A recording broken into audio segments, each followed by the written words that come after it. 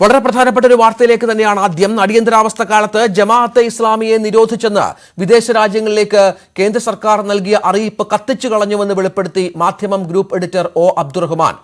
RSSനെ നിരോധിച്ചെന്ന അറിയിപ്പ് കൃത്യമായി വിതരണം ചെയ്തുവെന്നും അടുത്തിടെ നടത്തിയ പ്രസംഗത്തിൽ അബ്ദുറഹ്മാൻ പറഞ്ഞു. ഖത്തറിൽ ഇന്ത്യൻ എംബസിയിൽ ഇന്റർപ്രറ്ററായി ജോലി ചെയ്യവെയാണ് സംഭവം.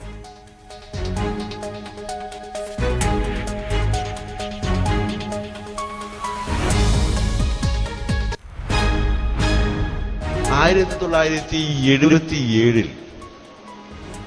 അതിനു മുമ്പ് 1975 കുറിച്ച് പറയേണ്ടതുണ്ട്. ഈ 75 ജൂണിൽ ഇന്ത്യൻ എംബസിയിൽ, ഖത്തറിലെ ഇന്ത്യൻ എംബസിയിലാണ് ഞാൻ ഒരു ഇന്റർപ്രറ്ററായി ജോലി പ്രവേശിച്ചത്, എൻ്റെ ജ്യേഷ്ഠൻ കൂടിയായ ഒ അബ്ദുള്ള സാഹിബിന് പകരമായിട്ട്. പക്ഷേ ആ ജോയിൻ ചെയ്തതിൻ്റെ പിറ്റേ ദിവസം അല്ലെങ്കിൽ അതിന് 4-5 ദിവസങ്ങൾക്ക് ശേഷമാണ് 1975 ജൂലൈ ശ്രീമതി ഇന്ദിരാഗാന്ധി രാജ്യത്ത് അടിയന്തരാവസ്ഥ പ്രഖ്യാപിച്ചതിൻ്റെ തുടർന്ന്, അത് ജൂൺ 26-ാം തീയതിയാണ്, ഒരു 4-5 ദിവസം കഴിഞ്ഞപ്പോൾ ഇന്ത്യൻ ജമാഅത്തെ ഇസ്ലാമിയെ നിരോധിച്ചുകൊണ്ടുള്ള ഉത്തരവിറങ്ങുന്നത്. RSSനെയും മറ്റു ചില സംഘടനകളെയും നിരോധിച്ച കൂട്ടത്തിലാണ് ഇന്ത്യൻ ജമാഅത്തെ ഇസ്ലാമിയെ കൂടി നിരോധിച്ചത്. പിന്നീടുള്ള 2 വർഷം ശരിക്കും ഒരു പരീക്ഷാഘട്ടമായിരുന്നു. ജമാഅത്തെ ഇസ്ലാമിയെ നിരോധിച്ചതിനോട് അറബ് ലോകത്തുള്ള ഇസ്ലാമിക പ്രസ്ഥാനങ്ങൾക്കും അതിന്റെ നേതാക്കൾക്കും പണ്ഡിതന്മാർക്കും കഠിനമായ എതിർപ്പും പ്രതിഷേധവും ഉണ്ടായിരുന്നു. ആ പശ്ചാത്തലത്തിൽ കൂടി ഇന്ത്യൻ എംബസിയിൽ ഞാൻ ജോലി ചെയ്യുന്നുണ്ടല്ലോ. അപ്പോ ചെയ്യേണ്ട പണി എന്താണെന്ന് വെച്ചാൽ, എല്ലാ ആഴ്ചയും വരുന്ന ഡിപ്ലോമാറ്റിക് ബാഗിൽ ജമാഅത്ത് ഇസ്ലാമിയെ എന്തുകൊണ്ട് നിരോധിച്ചു എന്ന ലഘുലേഖ, RSSനെ എന്തുകൊണ്ട് നിരോധിച്ചു എന്ന് ആ ലഘുലേഖയൊപ്പം തന്നെ വരും. എൻ്റെ ജോലികളിൽ ഒന്ന്, രാവിലെ 10 മണിക്ക് എംബസിയിൽ വരുന്ന അംബാസഡർ ഹിസ് എക്സലൻസി ആരിഫ് കബറയിലാണ് അന്നത്തെ അംബാസഡർ.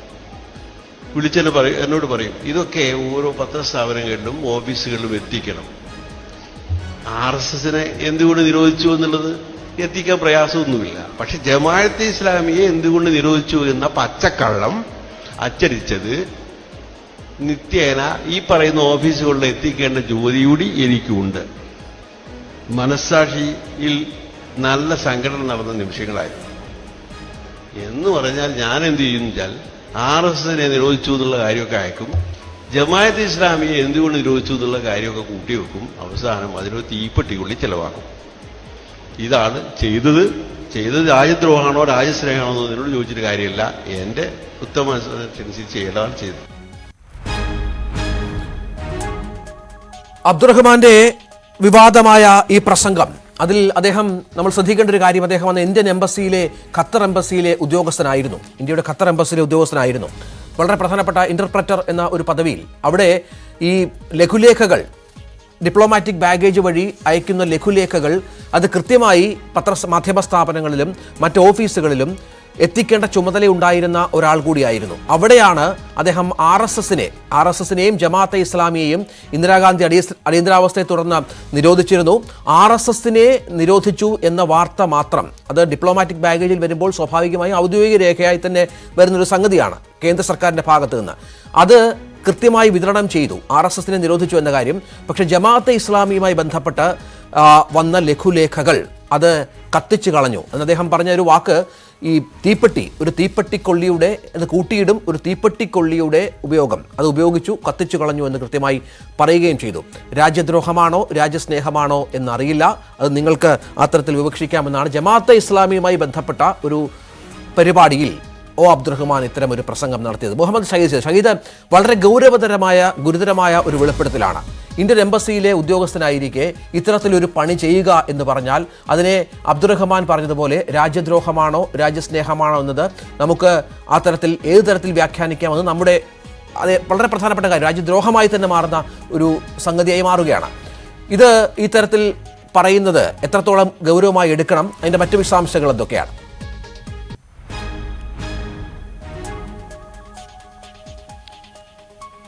രഞ്ജിത്ത്, ജമാഅത്തെ ഇസ്ലാമിയുടെ സൈദ്ധാന്തികനാണ്, ബുദ്ധിജീവിയാണ് ഒ അബ്ദുറഹ്മാൻ.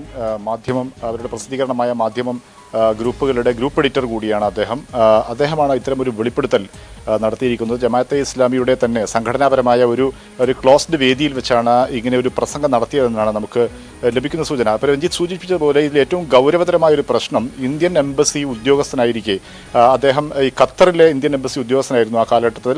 1975 ജൂണിൽ അദ്ദേഹം തീയതി പറയുന്നുണ്ട്. അത് അടിയന്തരാവസ്ഥ പ്രഖ്യാപിച്ച് ദിവസങ്ങൾക്ക് ശേഷം ജമാഅത്തെ ഇസ്ലാമിയെ നിരോധിക്കുന്ന ഘട്ടത്തിൽ ജൂൺ 26 മറ്റുമാണ് അദ്ദേഹം എംബസി ഉദ്യോഗസ്ഥനായി ജോയിൻ ചെയ്യുന്നത്. അതിനുശേഷം അദ്ദേഹത്തിൻ്റെ കയ്യിലേക്ക് ഇന്ത്യൻ ഗവൺമെൻറ്റിൻ്റെ ഔദ്യോഗിക ഡോക്യുമെൻ്റായി വന്ന രേഖകൾ അദ്ദേഹം കത്തിച്ചു കളയുന്നു എന്ന് പറയുന്നത് ആണ് ഇതിൻ്റെ ഗൗരവം വർദ്ധിപ്പിക്കുന്നത്. അതിന് സംഘടനാപരമായ താല്പര്യമാണെന്ന് അദ്ദേഹം പറഞ്ഞു വെക്കുന്നുണ്ട്. അദ്ദേഹം ജമാഅത്തെ ഇസ്ലാമിക്കാരനാണ്. അതുകൊണ്ട് തന്നെ എന്തുകൊണ്ട് ജമാഅത്തെ ഇസ്ലാമി ഇന്ത്യയിൽ നിരോധിച്ചു എന്ന് ഖത്തറിൽ വിശദീകരിക്കുന്ന വാർത്താക്കുറിപ്പുകളാണ്. അദ്ദേഹം ഇന്ത്യൻ എംബസി നൽകിയിരിക്കുന്ന ഡോക്യുമെന്റുകളാണ്. ആ ഡോക്യുമെന്റുകൾ അവിടുത്തെ വാർത്താ മാധ്യമങ്ങളിലും പൊതുജനങ്ങളിലും എത്തിച്ച് അവരോട് സന്ദേശം നൽകുകയാണ്. എന്തുകൊണ്ട് ജമാഅത്തെ ഇസ്ലാമിയെ ഇന്ത്യയിൽ നിരോധിച്ചു എന്ന് വിശദീകരിക്കുന്നതാണ്. ഇത് താൻ കത്തിച്ചു കളഞ്ഞു എന്നാണ് അദ്ദേഹം പറഞ്ഞു വെക്കുന്നത്. ഒപ്പം അതേ സമയത്ത് തന്നെ നിരോധിക്കപ്പെട്ട മറ്റൊരു സംഘടനയായ RSS എന്തുകൊണ്ട് നിരോധിച്ചു എന്ന് വിശദീകരിക്കുന്ന കാര്യങ്ങൾ അദ്ദേഹം സർക്കുലേറ്റ് ചെയ്യുകയും ചെയ്യുന്നു എന്ന് വളരെ കൃത്യമായി അദ്ദേഹം പറഞ്ഞു വെക്കുന്നുണ്ട്. ഇത് വളരെ ഗൗരവതരമായ ഒരു വെളിപ്പെടുത്തലായി ആണ് നമുക്ക് വിലയിരുത്താൻ കഴിയുക. അല്ലെങ്കിൽ അത്തരം സൂചനകളും നമ്മൾ ഇതുമായി ബന്ധപ്പെട്ട വിദഗ്ധരുമായി സംസാരിച്ചപ്പോഴൊക്കെ ഇത് അസാധാരണമായ ഒരു കാര്യമാണ്, അല്ലെങ്കിൽ എംബസി ഉദ്യോഗസ്ഥൻ എന്ന നിലയിൽ ചെയ്യാൻ പാടില്ലാത്ത ഒരു പ്രവർത്തനമാണ് ചെയ്തത് എന്ന ഒരു വിശദീകരണമാണ് ലഭിക്കുന്നത്. അതുകൊണ്ട് തന്നെ ഇതിൻ്റെ ഗൗരവം വർദ്ധിക്കുകയാണ്. ഖത്തർ എന്നാൽ ഈ ജമാഅത്തെ ഇസ്ലാമിയുമായി വളരെ ആശയപരമായി അടുത്തു നിൽക്കുന്ന ഭരണകൂടവും അവിടുത്തെ ജനങ്ങളുമൊക്കെയാണ് എന്നുള്ളത് പ്രത്യേകം എടുത്തു പറയേണ്ട ഒരു കാര്യമാണ്. ജമാഅത്തെ ഇസ്ലാമിക്ക് ഏറ്റവും കൂടുതൽ ഫണ്ട് വരികയൊക്കെ ചെയ്യുന്ന രാജ്യം കൂടിയാണ് ഖത്തർ. അതുകൊണ്ട് തന്നെ കേരള ജമാഅത്തെ ഇസ്ലാമിയുടെ പല നേതാക്കന്മാരും ഖത്തറുമായി അടുത്ത ബന്ധമുണ്ട്. അവിടെ ജോലിക്കാരായും മറ്റുമൊക്കെ അവർ നിൽക്കുകയും ചെയ്യുന്ന ഒരു സാഹചര്യമുണ്ട്. ഈ ഘട്ടത്തിൽ തന്നെയാണ് അദ്ദേഹം പറഞ്ഞു വെക്കുന്നത്. അദ്ദേഹത്തിൻ്റെ ജ്യേഷ്ഠനായ അബ്ദുള്ള നേരത്തെ ഇതേ ജോലി ഇന്റർപ്രട്ടർ ജോലിയിൽ അവിടെ തുടരുകയായിരുന്നു. അദ്ദേഹത്തിന് ശേഷമാണ് അബ്ദുറഹ്മാൻ സഹോദരനായ താൻ അവിടെ ജോലിക്ക് പ്രവേശിക്കുന്നതെന്നും അദ്ദേഹം വിശദീകരിക്കുന്നുണ്ട്. ഏതായാലും അദ്ദേഹം തന്നെ നേരിട്ട് ഇക്കാര്യം വെളിപ്പെടുത്തുന്നത് ഇത്തരം രേഖകൾ, സർക്കാരിന്റെ തരത്തിലുള്ള രേഖകൾ അത് കൃത്യമായി എത്തിക്കേണ്ട സ്ഥലങ്ങളിൽ എത്തിക്കുന്ന ജോലിയായിരുന്നു അബ്ദുറഹ്മാൻ അവിടെ ഈ പറയുന്ന സമയത്ത്. അത് വളരെ പ്രധാനപ്പെട്ട കാര്യമാണ്. കാരണം ഇത്തരം കാര്യങ്ങളൊക്കെ മാധ്യമ സ്ഥാപനങ്ങൾ എത്തിക്കുക, മറ്റ് ഓഫീസുകൾ എത്തിക്കുക എന്ന് പറയുന്നത് വളരെ പ്രധാനപ്പെട്ട കാര്യമാണ്. അതും സർക്കാരിന്റെ ഔദ്യോഗിക ഡോക്യുമെന്റായി വരുന്ന കാര്യങ്ങൾ അത് പൂഴ്ത്തിവെക്കുക, അത് കൊടുക്കാതിരിക്കുക, കത്തിച്ചു കളയുക എന്നൊക്കെ പറയുമ്പോൾ ഇതിനെ രാജ്യദ്രോഹം എന്നല്ലാതെ, ഇങ്ങനൊരു പദവിയിലിരിക്കുന്ന ഉദ്യോഗസ്ഥൻ അങ്ങനെ ചെയ്യുമ്പോൾ രാജ്യദ്രോഹം എന്നല്ലാതെ എങ്ങനെ വിശേഷിപ്പിക്കാൻ സാധിക്കും? അതിന്റെ ഗൗരവം വളരെ വലുതായി മാറുകയല്ലേ?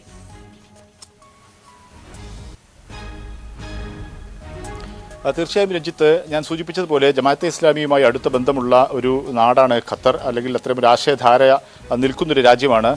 ഈ ജമാഅത്തെ ഇസ്ലാമിയെ ഇന്ത്യയിൽ നിരോധിച്ച സമയത്ത് അദ്ദേഹം തന്നെ പറയുന്നുണ്ട്, ഈ ഖത്തർ ഉൾപ്പെടെയുള്ള ഗൾഫ് രാജ്യങ്ങളിൽ വലിയ പ്രതിഷേധം ഉയർന്നിരുന്നു എന്ന് അദ്ദേഹം വിശദീകരിക്കുന്നു. ഒരു പക്ഷേ ഖത്തറിൽ അതുമായി ബന്ധപ്പെട്ട് ഭരണകൂടത്തിനകത്ത് അതൃപ്തിയും അസന്തുഷ്ടിയും ഒക്കെ അവരുടെ ഭാഗത്തു നിന്ന് ഉണ്ടായേക്കാനുള്ള സാധ്യതയുമുണ്ട്. ഞാൻ നേരത്തെ സൂചിപ്പിച്ചതുപോലെ ജമാഅത്തെ ഇസ്ലാമി ആശയധാരയുമായി അവർ അടുത്തു നിൽക്കുന്ന ഒരു രാജ്യം എന്നുള്ള നിലയിൽ. അതുകൊണ്ട് തന്നെ ഇന്ത്യ ഔദ്യോഗികമായി ആ രാജ്യത്തെ അറിയിക്കുന്ന, അല്ലെങ്കിൽ രാജ്യത്തെ ജനങ്ങളോട് പറയുന്ന ഒരു സാഹചര്യമാണത്. കാരണം എന്തുകൊണ്ട് ജമാഅത്തെ ഇസ്ലാമിയെ നിരോധിച്ചു എന്നുള്ളത് രാജ്യത്തിൻ്റെ, അല്ലെങ്കിൽ അക്കാലത്ത് അടിയന്തരാവസ്ഥ കാലമാണെങ്കിൽ കൂടി അന്നത്തെ ഗവൺമെൻറ് ഭരണകൂടം എന്തുകൊണ്ട് ജമാഅത്തെ ഇസ്ലാമിയെ നിരോധിച്ചു എന്ന് മറ്റൊരു രാജ്യത്തുള്ള ജനങ്ങളോടും അവിടുത്തെയുള്ള ഭരണ സംവിധാനങ്ങളുമൊക്കെ പറയാൻ വേണ്ടി പോകുന്ന ഒരു രേഖയാണ്, ഒരു ഡോക്യുമെൻ്റാണ് എന്നുള്ളതാണ് ഇതിൻ്റെ ഏറ്റവും പ്രധാനപ്പെട്ട കാര്യം.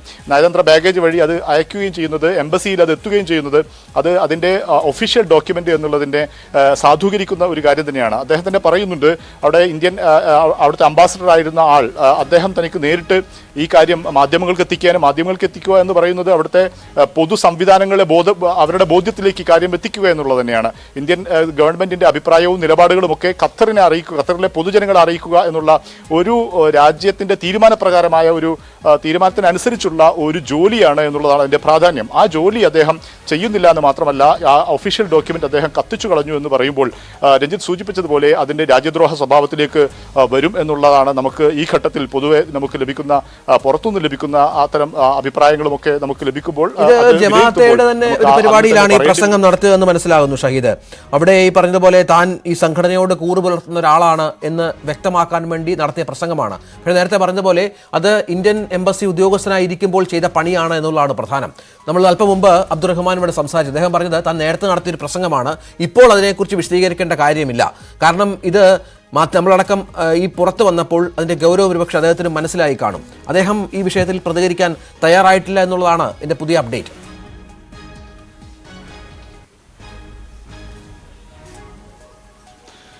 രഞ്ജിത്ത്, ഇനി അദ്ദേഹത്തിന്റെ ഭാഗത്തു നിന്ന് തന്നെ വിശദീകരണം, അദ്ദേഹം വിശദീകരിക്കാൻ തയ്യാറല്ല എന്ന് പറയുമ്പോൾ അദ്ദേഹത്തിന്റെ ഭാഗത്തു നിന്ന് വിശദീകരണം ഉണ്ടാകുമോ എന്നുള്ള കാര്യത്തിൽ ഇനി വരും സമയങ്ങളിൽ ഉണ്ടാകുമോ എന്നുള്ള കാര്യം നമുക്ക് കാത്തിരുന്ന് കാണേണ്ടതാണ്. സ്വാഭാവികമായും അദ്ദേഹം സൂചിപ്പിച്ചതുപോലെ കുറച്ച് മുമ്പ് തൊട്ടടുത്തുള്ള ഒരു പ്രസംഗമല്ല ഇത്, കുറച്ച് മുമ്പുള്ളതാണ്. അതേസമയം അധികം പഴക്കവുമില്ല എന്നുള്ളത് തന്നെയാണ്. അതുകൊണ്ട് തന്നെ വളരെ പെട്ടെന്ന് ഇത്തരമൊരു പ്രസംഗം നമ്മൾ പൊതുമണ്ഡലത്തിലേക്ക് വരുന്നത് അദ്ദേഹം പ്രതീക്ഷിച്ചിട്ടുണ്ടാവില്ല എന്നാണ് നമ്മൾ വിലയിരുത്തേണ്ടത്. അപ്രതീക്ഷിതമായി വന്ന ഈ വാർത്തയോട് അദ്ദേഹത്തിന് പെട്ടെന്ന് ഒരുപക്ഷെ പ്രതികരിക്കാൻ കഴിഞ്ഞേക്കില്ല. അതുകൊണ്ടായിരിക്കും അദ്ദേഹം ഇപ്പോൾ പ്രതികരിക്കുന്നില്ല എന്ന് വിശദീകരിച്ചതെന്ന് നമ്മൾ മനസ്സിലാക്കേണ്ടി വരും. പക്ഷേ വിഷയത്തിന്റെ ഗൗരവം മനസ്സിലാക്കുമ്പോൾ, അല്ലെങ്കിൽ അദ്ദേഹം തന്നെ വെളിപ്പെടുത്തിയ രീതി അനുസരിച്ച് അത് അതീവ ഗൗരവമുള്ള ഒരു വെളിപ്പെടുത്തലാണ് എന്നുള്ളൊരു സാഹചര്യം വിലയിരുത്തുമ്പോൾ അദ്ദേഹത്തിന് ഈ കാര്യത്തിൽ കൂടുതൽ വിശദീകരണം ഒരുപക്ഷെ വരും സമയങ്ങളിലോ ഭാവിയിലോ നൽകേണ്ടി വരും എന്ന് നമുക്ക് പറയേണ്ടി കഴിയും. കാരണം അത്രത്തോളം ഗുരുതരമായ വെളിപ്പെടുത്തലാണ് അദ്ദേഹത്തിന്റെ ഭാഗത്തു നിന്ന് തന്നെ ഉണ്ടായിട്ടുള്ളത് എന്നുള്ളത് തന്നെയാണ്. ഏതായാലും ജമാഅത്തെ ഇസ്ലാമി കേന്ദ്രങ്ങളിൽ നിന്നും ഇനി വരും സമയങ്ങളിൽ ഇതിന്റെ പ്രതികരണം നമുക്ക് ലഭിക്കേണ്ടതുണ്ട്. വളരെ പ്രധാനപ്പെട്ട ഒരു വിവരമാണിത്. ഇത്തരത്തിൽ RSSനെ നിരോധിച്ച അറിയിപ്പ് കൃത്യമായി വിതരണം ചെയ്യുന്നു അദ്ദേഹം ഈ എംബസിയുടെ ഉദ്യോഗസ്ഥനായിരിക്കെ ഖത്തറിൽ. അതേസമയം ജമാഅത്തെ ഇസ്ലാമി നിരോധന രേഖ വിതരണം ചെയ്യാൻ ബുദ്ധിമുട്ടുണ്ടായിരുന്നു. തൻ്റെ മനസാക്ഷിയിൽ നല്ല സങ്കടമുണ്ടായി. അതിൻ്റെ അടിസ്ഥാനത്തിൽ ഇത് കൂട്ടിയിട്ടു. അതിനുശേഷം തീപ്പെട്ടിക്കൊള്ളി ഉപയോഗിച്ചു എന്നാണ് അദ്ദേഹം കൃത്യമായി ഈ പ്രസംഗത്തിൽ പറയുന്നത്. പ്രസംഗത്തിലേക്ക് ഒരിക്കൽ കൂടി. 1977 അതിനു മുമ്പ് 1975 കുറിച്ച് പറയേണ്ടതുണ്ട്. 75 ജൂണിൽ ഇന്ത്യൻ എംബസിയിൽ, ഖത്തറിലെ ഇന്ത്യൻ എംബസിയിലാണ് ഞാൻ ഒരു ഇന്റർപ്രറ്ററായി ജോലി പ്രവേശിച്ചത്. എൻ്റെ ജ്യേഷ്ഠൻ കൂടിയായ അബ്ദുള്ള സാഹിബിന് പകരമായിട്ട്. പക്ഷേ ആ ജോയിൻ ചെയ്തതിൻ്റെ പിറ്റേ ദിവസം, അല്ലെങ്കിൽ അതിന് 4-5 ദിവസങ്ങൾക്ക് ശേഷമാണ് 1975 ജൂലൈ ശ്രീമതി ഇന്ദിരാഗാന്ധി രാജ്യത്ത് അടിയന്തരാവസ്ഥ പ്രഖ്യാപിച്ചതിൻ്റെ തുടർന്ന്, അത് ജൂൺ 26-ാം തീയതിയാണ്, ഒരു 4-5 ദിവസം കഴിഞ്ഞപ്പോൾ ഇന്ത്യൻ ജമാഅത്തെ ഇസ്ലാമിയെ നിരോധിച്ചുകൊണ്ടുള്ള ഉത്തരവിറങ്ങുന്നത്. RSSനെയും മറ്റു ചില സംഘടനകളെയും നിരോധിച്ച കൂട്ടത്തിലാണ് ഇന്ത്യൻ ജമാഅത്തെ ഇസ്ലാമിയെ കൂടി നിരോധിച്ചത്. പിന്നീടുള്ള 2 വർഷം ശരിക്കും ഒരു പരീക്ഷാഘട്ടമായിരുന്നു. ജമാഅത്തെ ഇസ്ലാമിയെ നിരോധിച്ചതിനോട് അറബ് ലോകത്തുള്ള ഇസ്ലാമിക പ്രസ്ഥാനങ്ങൾക്കും അതിന്റെ നേതാക്കൾക്കും പണ്ഡിതന്മാർക്കും കഠിനമായ എതിർപ്പും പ്രതിഷേധവും ഉണ്ടായിരുന്നു. ആ പശ്ചാത്തലത്തിൽ കൂടി ഇന്ത്യൻ എംബസിയിൽ ഞാൻ ജോലി ചെയ്യുന്നുണ്ടല്ലോ. അപ്പോ ചെയ്യേണ്ട പണി എന്താണെന്ന് വെച്ചാൽ, എല്ലാ ആഴ്ചയും വരുന്ന ഡിപ്ലോമാറ്റിക് ബാഗിൽ ജമാഅത്തെ ഇസ്ലാമിയെ എന്തുകൊണ്ട് നിരോധിച്ചു എന്ന ലഘുലേഖ, RSSനെ എന്തുകൊണ്ട് നിരോധിച്ചു എന്ന് ആ ലഘുലേഖയൊപ്പം തന്നെ വരും. എൻ്റെ ജോലിയിൽ ഒന്ന്, രാവിലെ 10 മണിക്ക് എംബസിയിൽ വരുന്ന അംബാസഡർ ഹിസ് എക്സലൻസി ആരിഫ് കബറയിലാണ് അന്നത്തെ അംബാസഡർ. എന്നോട് പറയും, ഇതൊക്കെ ഓരോ പത്രസ്ഥാപനങ്ങളിലും ഓഫീസുകളിലും എത്തിക്കണം. RSSനെ എന്തുകൊണ്ട് നിരോധിച്ചു എന്നുള്ളത് എത്തിക്കാൻ പ്രയാസമൊന്നുമില്ല. പക്ഷെ ജമാഅത്തെ ഇസ്ലാമിയെ എന്തുകൊണ്ട് നിരോധിച്ചു എന്ന പച്ചക്കള്ളം അച്ചടിച്ചത് നിത്യേന ഈ പറയുന്ന ഓഫീസുകളിൽ എത്തിക്കേണ്ട ജോലി കൂടി എനിക്കുണ്ട്. മനസ്സാക്ഷിയിൽ നല്ല സംഘടന നടന്ന നിമിഷങ്ങളായിരുന്നു. എന്ന് പറഞ്ഞാൽ ഞാൻ എന്ത് ചെയ്യുന്നുവെച്ചാൽ, RSSനെ നിരോധിച്ചു എന്നുള്ള കാര്യമൊക്കെ അയക്കും, ജമാഅത്തെ ഇസ്ലാമിയെ എന്തുകൊണ്ട് നിരോധിച്ചു എന്നുള്ള കാര്യമൊക്കെ കൂട്ടിവെക്കും, അവസാനം അതിനൊരു തീപ്പെട്ടിക്കൊള്ളി ചെലവാക്കും. ഇതാണ് ചെയ്തത്. രാജ്യദ്രോഹമാണോ രാജ്യസ്നേഹമാണോ എന്നോട് ചോദിച്ചിട്ട് കാര്യമില്ല. എൻ്റെ ഉത്തമ ഇതാണ് അബ്ദുറഹ്മാന്റെ പ്രസംഗം.